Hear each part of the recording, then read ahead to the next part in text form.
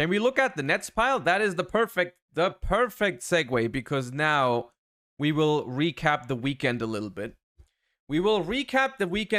And this is also like an important part for me when preparing for the upcoming YCS, is always knowing what to expect. And you can really see how the metagame, okay, there's not even a pie chart here.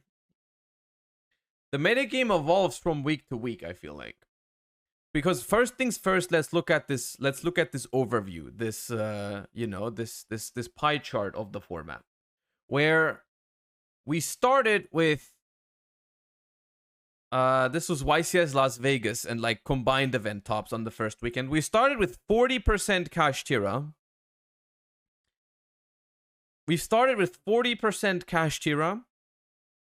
And I feel like afterwards, we got a lot of people experimenting, right? In the weeks after the YCS, I feel like a lot of people started experimenting with other stuff. Like we see here, 26% Kashtira in week 2. For week 3, there's not even a spread. Week 4, we only saw 28% in YCS Lima. We saw like the huge surge of Rogue at that YCS, and everyone was like, yo, Rogue is good in this format. And now week 5, we're back to 41% Kashtira.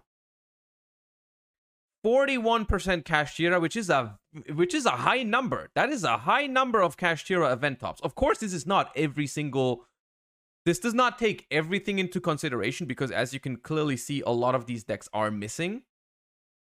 Right? A lot of these decks are missing, but it still paints a picture.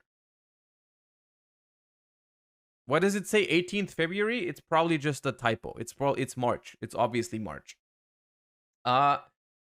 One thing that I find very noteworthy, which is also something I told you about a couple weeks ago, which is that Branded is almost non-existent, especially compared to what we expected in the beginning of the format. Branded is like almost gone, right?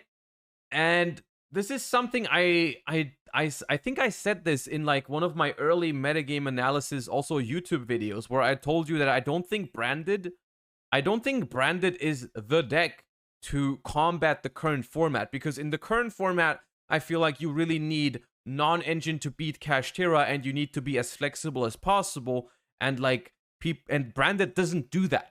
Branded does not really check the boxes of what it takes to be really successful in this format, right? What it takes to be really successful in this format is a strong backbone that doesn't just fall apart to Ash Blossom or Deep Barrier, right? And also a good amount of non-engine, and also like a good plan in terms of like your deck needs to be able to play well when it draws 2 to 3 non-engine cards, right? Like you want to draw, like in this format, you want to pick decks that can realistically draw like 1 or 2 engine cards and 3 non-engine cards and be fine like that, right? And that's something that Branded does not do. Branded does not check the boxes for this current format, in my opinion. And I think this is why we are seeing a continuous drop in Branded. I mean, it wasn't even present here. In like, while it was like the second most played deck in the first 2 weeks, or the second most topping decks in the first 2 weeks, it's just completely fallen off in week 4 or 5, which is the first observation that I'm making when I'm looking at this, which is something that I'm not surprised at all by. And don't get me wrong, Branded is a good deck. Branded is a good deck, and it's probably some of these decks that are not listed are probably Brandeds, right? Some of these non-listed decks are probably Brandeds. Branded is an okay deck. However, I'm not surprised by it falling off in popularity, simply because a deck can be good, but there can simply be other decks that do it better in the current format. And I think Branded doesn't do anything outstandingly well, right?